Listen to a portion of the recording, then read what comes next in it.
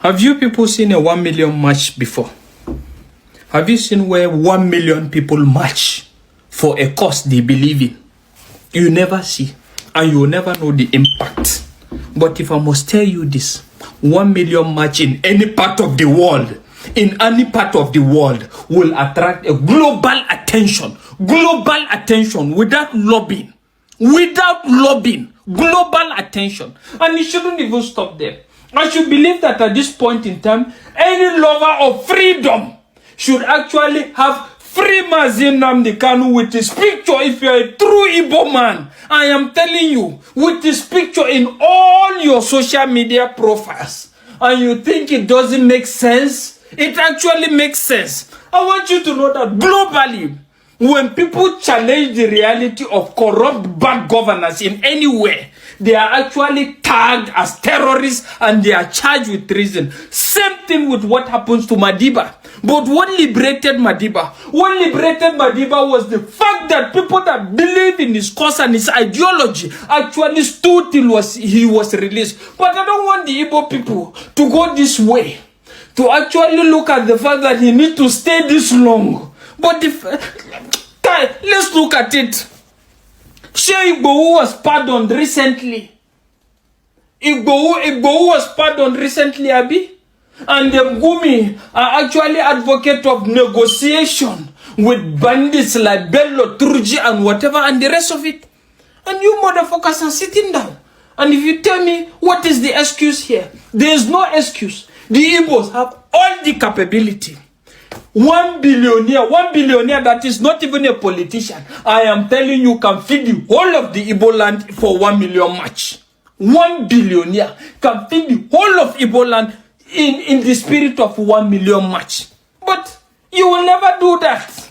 You will think that the politicians are actually trying to ensure a situation where there's dialogue or whatever, or whatever it is. The fact is, what Nnamdi Kanu stood for was something that would deprive these politicians of their power,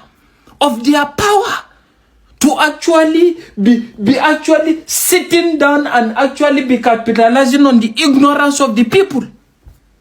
So if you think that there's something in the pipeline, nothing is going to come out of these politicians. And what am I telling you? Am I calling for anarchy? I'm not calling for anarchy. But the fact is, you people have all the resources. Test this, put this to test. Have a 1 million match and see if Al Jazeera, CNN, BBC, every other will not be interested in this without lobbying. But if you think that there's an easy way out of this, the next thing is when I talk now, one lawmaker will tell you, say, no, come out. The federal government get plan to kill you. But the fact is, everybody is dying gradually. Not just the Igbos, everybody is dying gradually in Nigeria as a result of incompetent governance and lack of rule of law and due process. Everybody is fucking dying in that country gradually, one at a time. Because when you make it all of a sudden, people go talk. But when it's gradual, the way it is, 170 people buy a bit, the next thing is a lot of funny things. So if you like, put business over everything. But the fact is, I would like a situation where when you sit down to tell your children a story one day, you should be able to say that there's one man, Nnamdi Kanu, that have noticed that this country was not going anywhere.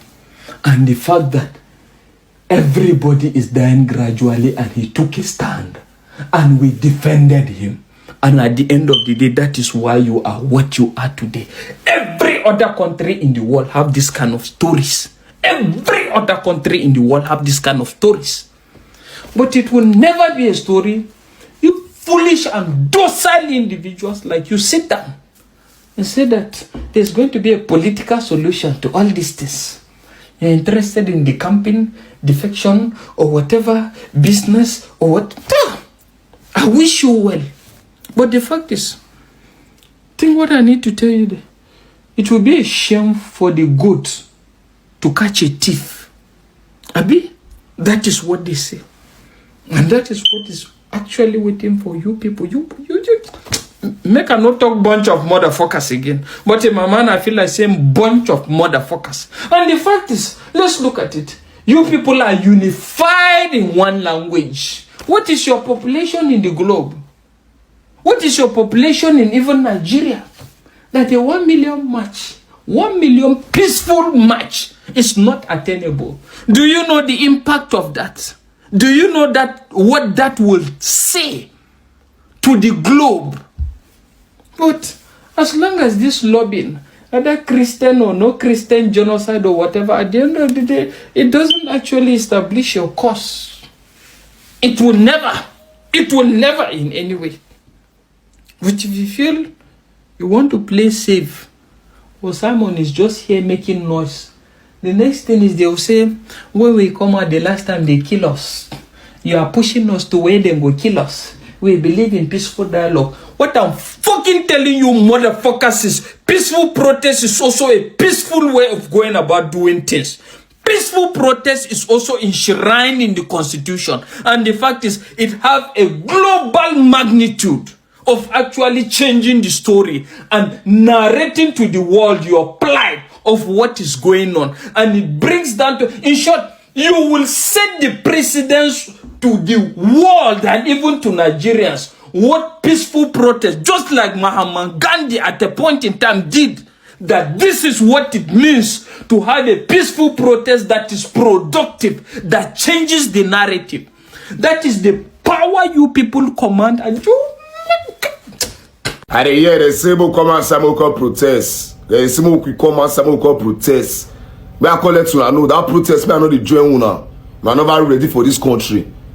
Let to the call comment section to call the ginger to the time to the ginger for comment section. We don't do that rubbish. We don't do that level. It's an audition for Nigeria to protest. We know. All these protests are they play. Now they play. And they protest people day school. Now they protest people day church. Now they protest people day work. Now don't be protest. They go block everywhere. Block the airports. Block the school. Block the church. Block the mosque. Block the road path. Nobody they travel. They may not involve me. When all the tears and blood for the country to protest, they will come outside. That's the one that they do now. That's the one that they do now. And they look at that like selective protest. Now they select themselves go to protest. Now they select themselves go to protest. It's an issue of protest, we go know. People who want to fight for Nigeria, they never born there. And they tell you now, people who want to fight for Nigeria, people who want to change Nigeria, they never born there. Now relax. Now we not unite. Now unite. Now know it be unite. Now unite to Nigeria. Now unite. Now everybody call the vessel. I bet see the protest. I mean nobody carry and come at table. It's an issue of protest. We go know. Everybody will go for it. And they protest. People they go work. People they go school. People they go church. People they go mosque. People they market. Now close everywhere. Man, I close everywhere. Make the matter serious. Make the matter serious. I know they deceiving ourselves.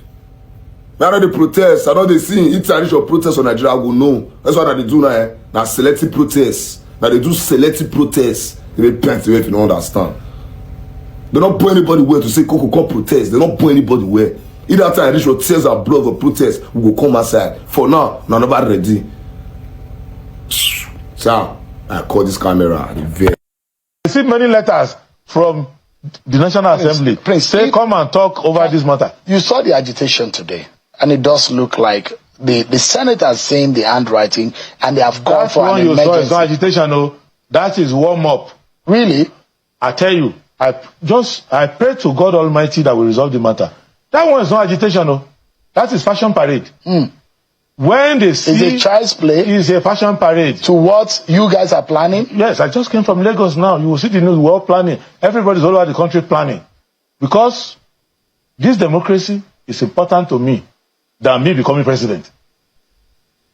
This democracy is more important to me than me being a billionaire. Be more important to me than any other thing. Because the ability of the black man to have a country of his own, where he can experiment his talent, protect his family, protect his children, and we can project our power to the world. It is true democracy. So that is the same government is saying that they caught coup plotters. All of us were worried. You called me to the studio here. We were discussing that if you are a coup plotter, we deal with you in this country. Why are we dealing with coup plotters? And we are allowing coup plotters to be National Assembly and frustrate the intention of the people of Nigeria. What we need to understand is the representative government. Nobody among them there is a reality. Please. We surrendered the power of all the people of Nigeria and gave to the National Assembly. That is why the Supreme Court does not encourage. Welcome back to the channel. This is not all about anarchy or anything, but the truth is, what is happening to Nnamdi Kanu is just because he's an Igbo man. Because tell me why somebody like Shigumi is working freely and saying hanging out with terrorists and nothing is being done about him. Nobody's even charging him to court. Recently, Sunday Igboho was released and he is a free man as we are talking now. So what crime has Nnamdi Kanu committed that he is being sent to Sokoto prison? And that's the country we are living in. So sometimes you don't even blame people that are saying that let's divide Nigeria, let's divide Nigeria. Because at the end of the day, it seems like nothing is working in favor of Igbo people. And sometimes the Igbos too, they are their own problem. Because they are not even united. Let's be honest. Even the Igbos are not even united. Some people are saying that it's even Igbo politicians that are making him to be, that's Nnamdi Kanu, to be kept in that prison. Because they feel like when he comes out, he's going to be more powerful than them. And he'll be the one to control Igbo people.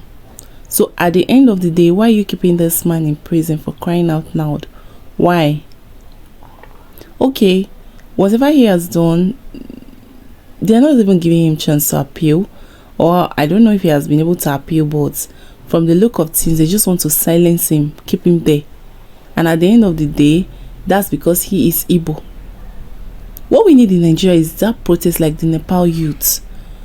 In country like Nigeria now, when people come out to protest, even the police will stand in, they're ready to shoot at the protesters instead of protecting them. So Nigeria is just not working. That's the truth. It's not, nothing is even working. And until everybody in Nigeria comes out, you and I comes out to fight and protest this march, that million march that we need, that is what we really need in Nigeria. Because this one they are doing, is not even getting to their ears at all. People like Akpabio, that man is so power drunk and his administration is just a failed one. This is the first time in the history of Senate that we are seeing this. Well, what's the take on this? Do let me know what you think in the comment section. And if today is the first time joining my channel, please don't forget to like, share and subscribe.